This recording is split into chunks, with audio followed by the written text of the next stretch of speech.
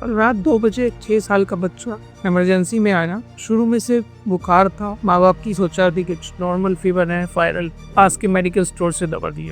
2 दिन तो बच्चा ठीक था, पर फिर अचानक उसको कल तेज दर्द हुआ पेट, और वो मेरे पास इमरजेंसी में आया। इमरजेंसी में हमने उसका हिसाब भी किया तो पता चला कि वो एक कौन खाते अपेंडिक्स बच्चे का फटने की कगार पे था। बच्चा काफी सिक था। मैं हूं डॉक्टर दीपक, सीनियर पीडियाट्रिक सर्जन। आज मैं आप सबको बताऊंगा कि कब बच्चे का एक जो फीवर है वो नॉर्मल फीवर ना होकर एक सर्जिकल इमरजेंसी में तब्दील हो सकता है, और कैसे माँ बाप जाने कि कब जल्द से जल्द बच्चे को दिखाना चाहिए। सबसे पहले तो समझना होगा कि बुखार एक्चुअली बच्चे में होता क्यों है। हमारे शरीर में बुखार जो है एक रोग से लड़ने की क्षमता का पार्ट है।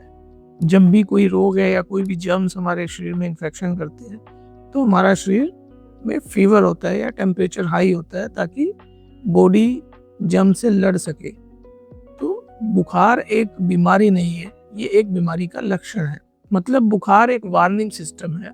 प्रॉब्लम जब होती है जब हम इस वार्निंग सिस्टम को इसको इग्नोर कर देते हैं। ज्यादातर केसेस में बच्चों का बुखार एक नॉर्मल फीवर होता है, जो कि ज्यादातर वायरल है या कॉमन फ्लू है, कॉमन कोल्ड है। लेकिन कुछ सिचुएशंस ऐसी होती हैं जिसमें ये फीवर एक अंडरलाइन सर्जिकल इमरजेंसी को शो करता है।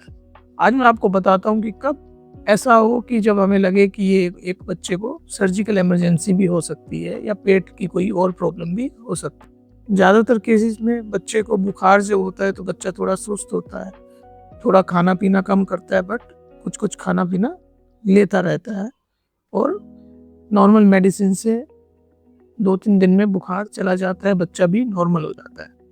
बट हर सिचुएशन में ऐसा नहीं होता।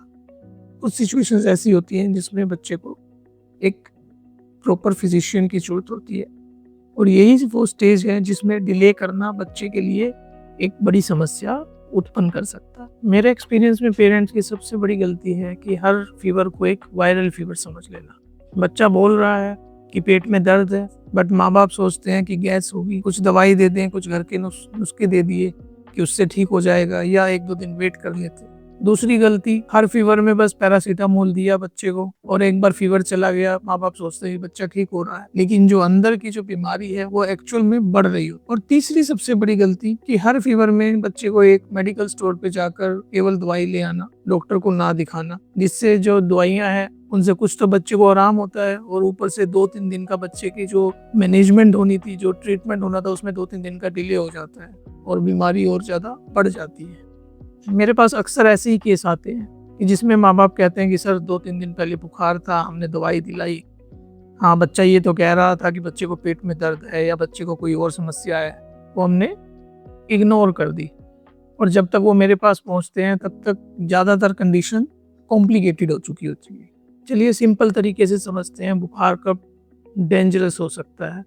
बुखार के साथ पेट में तेज़ दर्द होना, जो कि कई बार ऐसा हो सकता है कि वो अपेंडिसाइटिस हो, अपेंडिक्स का इशू हो, और डिले करने से अपेंडिक्स फट भी सकता है।